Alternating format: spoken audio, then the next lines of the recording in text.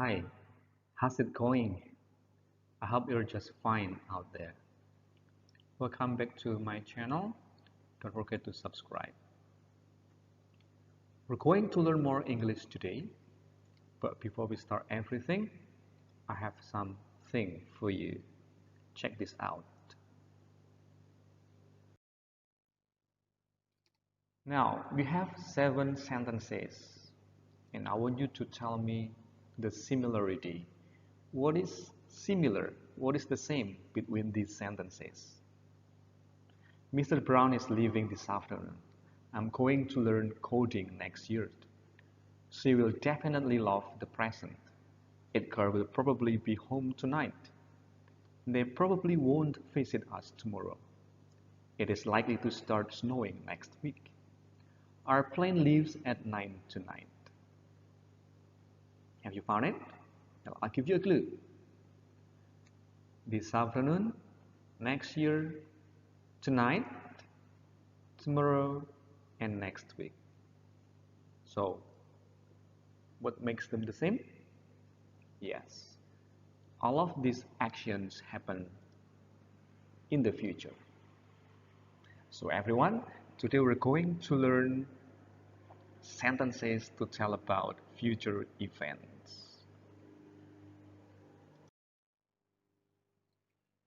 You have told me the similarity. Now, this time, can you find the difference? Again, I remind you, all of them talk about something happening in the future. And now, what is different between number 1, 2, 3, until 7? Well, by the way, we're learning about sentence structure now, or grammar. When we talk about grammar, remember that learning English grammar is learning the change of the verbs.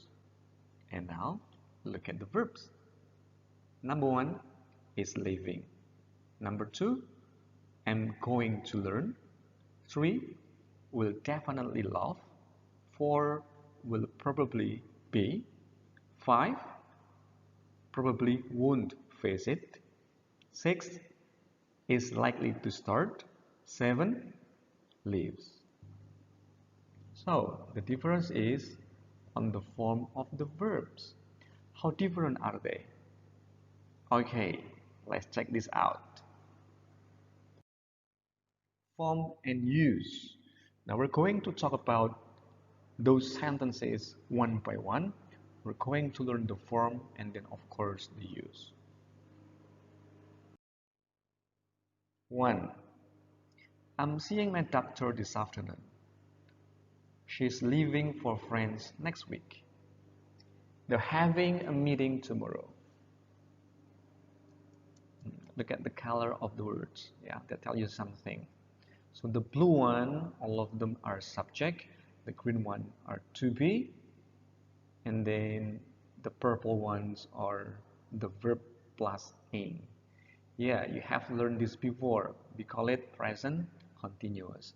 But this time, we're not going to use them to talk about activity happening now, but for the future arrangements. So present continuous, besides it can be used to talk about activity happening now or temporarily, it can also be used to talk about activities happening in the future. How can we differentiate it? Of course, the context and the time. If you look at number 1, I'm seeing my doctor this afternoon.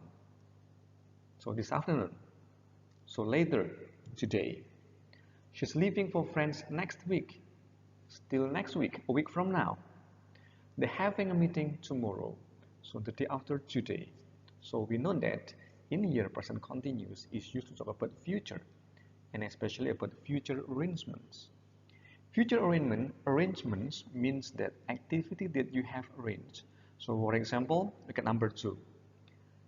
She is leaving for France next week. So when somebody is saying like that, it means this person is ready to go to France. Perhaps she has asked permission from the family or from the boss, and she has bought the ticket, prepared the visa, passport, and so on. Then we call it future arrangement. Second, the train leaves at 7. The bank closes at 3. The concert starts after lunch. Again, look at the colored words. Blue and green, the blue one are the subject and the verb is in verb 1. And again, we have learned before, we call it present simple. Usually, we use this to talk about fact, habit, and routine or repeated actions. But now, you will learn also that they can be used to talk about future. What kind of future? Timetables. So, for example, someone is talking to another person. Hi, where are you going? I'm going to Jakarta. And sorry, I'm in a hurry because my train leaves at 7. Now is, for example, 5. And the train leaves in the future. So normally, people will say the train leaves at 7. So timetables can be for transportation like train, bus, ship, and others. And also for public places like the bank and also even like concert. Yeah, so these kind of things you can use present simple for the future. Next, third, we're going to have a picnic this weekend. I'm going to buy a new DVD soon. So what is special here is the red colored words, going to. So the sentence structure is subject plus to be plus going to and plus verb 1. So going to, before going to, we must add to be, and then after that one should be verb 1. So what is it used for? To talk about plans or intentions. So for example, number 2, I'm going to buy a new DVD soon. So the person who says this sentence has already had something in his mind before he said it. So he doesn't say it suddenly, but he has planned to do it. So this is what we call as plan or intention. But perhaps this person is not ready with the money. He hasn't really planned, but at least he has had this thing in his head first. That is what we call as intentions or plans. All right, the next one. 4. Barcelona FC Football Club will win tonight's match. Barcelona FC will definitely win tonight's match. Barcelona FC will probably win tonight's match. Here, what is special is that we have will and then verb 1. And for the second and the third sentences, you can add adverb. The meaning is the same, except that they have more emphasis. Now, we use will plus verb 1 to talk about predictions. Prediction is something that you think is going to happen. Whether it happens or not, it's not a big deal. Because the focus is what you think about what is going to happen. And then we have definitely here. You can say definitely if you are 100% sure. Well, probably is when you are 75% sure. Without these words, it doesn't sound stronger.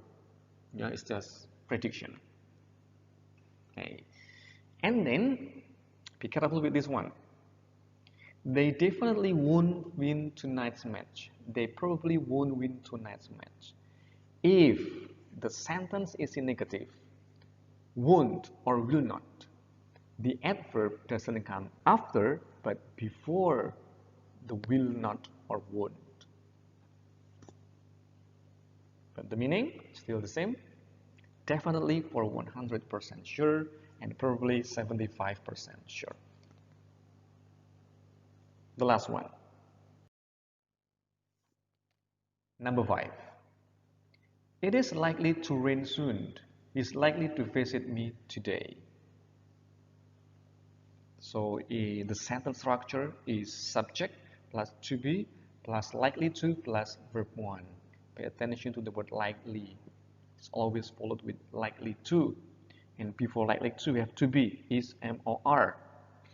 So when you say it is likely to rain soon, it means it is possible to rain soon. So they are used to talk about probable events. It's almost similar with prediction, but it's slightly different. You don't have to be confused about this one. Well, it's your option. Whether you predict or you want to make a probability, it's your option. The point is, for this sentence, the keyword is likely to. I think that's all for the future forms. And before we finish this video, let's have some practice. Number one, you have to identify the sentence, whether they belong to prediction or future arrangements or what. Number one, the ship to Maldives, blah blah blah, at 5 and then depart. We talk about ship, we talk about timetable, so the answer is departs. Number two, I've talked to Jane, she blah blah blah me. The answer is help, but which one? The answer is going to help. So in here, Jane has planned or has said to me that she was going to help me. So I will say she is going to help. Number three, to celebrate our parents' anniversary, we reserve a table in the restaurant. We have the word reserve here. We have to change into the future form. Which one? We talk about an activity in the future, and it's about restaurant. It means you have to, you reserve means you have an arrangement. So it's a future arrangement. So we are reserving a table in the restaurant. This is very sure, because when you reserve something, means you have an intentions that you're going to use it for sure, and you are prepared with the money.